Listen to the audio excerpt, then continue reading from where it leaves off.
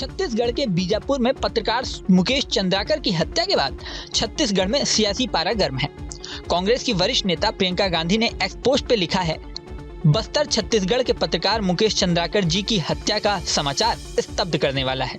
खबरों के मुताबिक मुकेश जी ने अपने रिपोर्ट में भ्रष्टाचार का खुलासा किया था, जिसके बाद उनकी बेरहमी से हत्या कर दी गई। मेरी राज्य सरकार से मांग है कि इस मामले में सख्त और त्वरित कार्रवाई हो, दोषियों को कड़ी सजा मिले और दिवंगत के परिजनों को उचित मुआवजा एवं नौकरी पर विचार किया जाए। विनम्र श्रद्धांजलि। मुकेश चंद्राकर की हत्या में 3 लोग गिरफ्तार हो चुके हैं, जबकि मुख्य आरोपी सुरेश चंद्राकर फरार है। सुरेश चंद्राकर को लेकर बीजेपी और कांग्रेस आमने सामने है। सुनिए छत्तीसगढ़ के डिप्टी सीएम और वरिष्ठ नेता विजय शर्मा ने इस मामले पर क्या कहा। बस्तर जंक्शन के नाम पर अंदरूनी बस्तर के क्षेत्रों में भी बहुत अच्छा कवरेज करने के लिए, बस्तर में शांति की स्थापना के प्रयास के लिए, बस्तर से लाल आतंक को समाप्त करने के लिए मुकेश चंद्राकर जी बहुत मेहनत कर रहे थे और मेरे बहुत ही स्नेही भी वो थे। ये जो हत्या हुई है कांग्रेस के नेता सुरेश चंद्राकर के षड्यंत्र के माध्यम से, उसके बाद पुलिस ने त्वरित ही कार्यवाही करते हुए एफआईआर भी दर्ज किया है। 11 सदस्यीय एसआईटी का भी गठन करके तुरंत ही कार्यवाही एसआईटी जांच के लिए उसको आगे बढ़ाया है विषय को।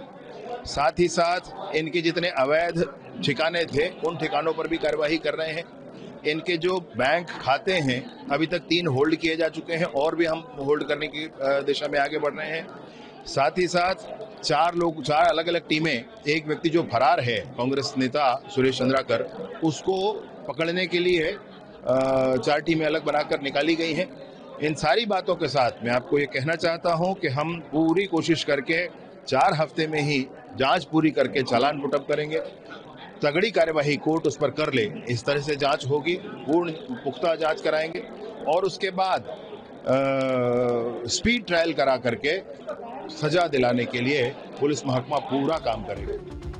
वहीं छत्तीसगढ़ के पूर्व सीएम और वरिष्ठ कांग्रेस नेता भूपेश बघेल ने इस मामले में क्या कहा, ये सुनिए। देखिए, बीजापुर में एक पत्रकार के लोमहर्षक हत्या की घटना सामने आई है और वो भी उसके रिश्तेदार है और ठेकेदार है। कुछ दिन पहले एक जो स्थानीय समाचार पत्र है उसमें उसकी स्टोरी भी छपी थी, बड़ी स्टोरी छपी थी, जिसमें ये कहा गया कि 90% भुगतान कर दिया गया है, जबकि काम हुआ ही नहीं है और उसके बाद संभवतः इसी कारण से उसकी हत्या की गई है, ऐसा लोगों का अनुमान है। जांच की बात जहां तक कर रहे हैं तो जांच तो होनी चाहिए।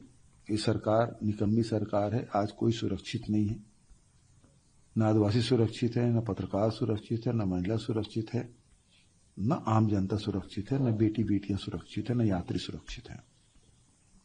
लगातार घटनाएं घट रही है और भयानक घटनाएं घट रही है। इसकी जांच तो होनी चाहिए, निष्पक्ष जांच होनी चाहिए, लेकिन इस बात के भी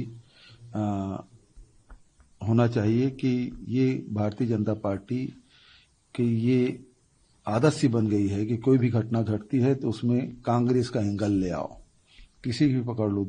जैसे देवेंद्र यादव को जबरदस्ती पकड़ लिया और बता दिए देवेंद्र यादव ने सब कराया, उसको मेन कल्प्रिट बना दिया, जबकि ये इसके निकम्मेपन के कारण से घटना घटी। वहां जैद खान को काटा गया।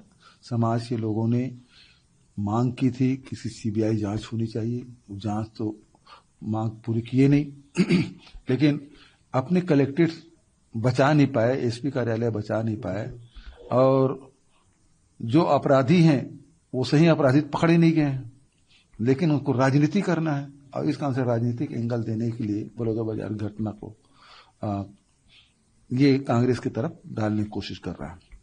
इसमें भी यही कोशिश हो रही है कि ये कांग्रेसी था और सारे लोग ट्वीट कर दिए कि कांग्रेस का अनुसूचित जाति विभाग का अध्यक्ष रहा है।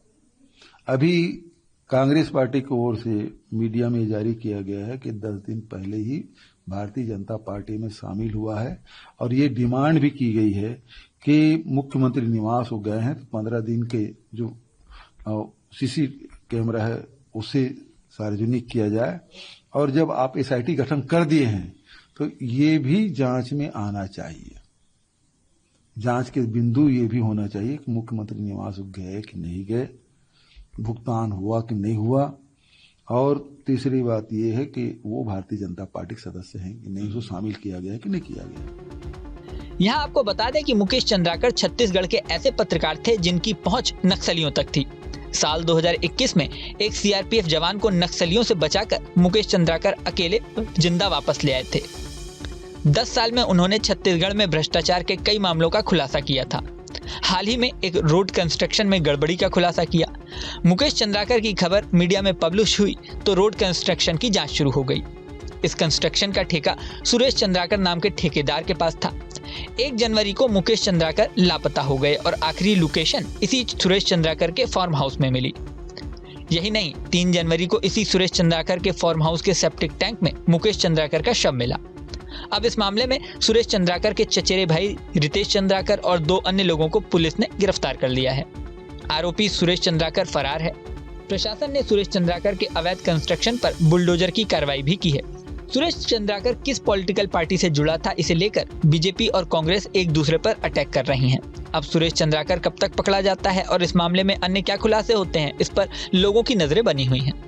इस वीडियो में फिलहाल इतना ही। बने रहें न्यूज नेशन के डिजिटल प्लेटफॉर्म पर।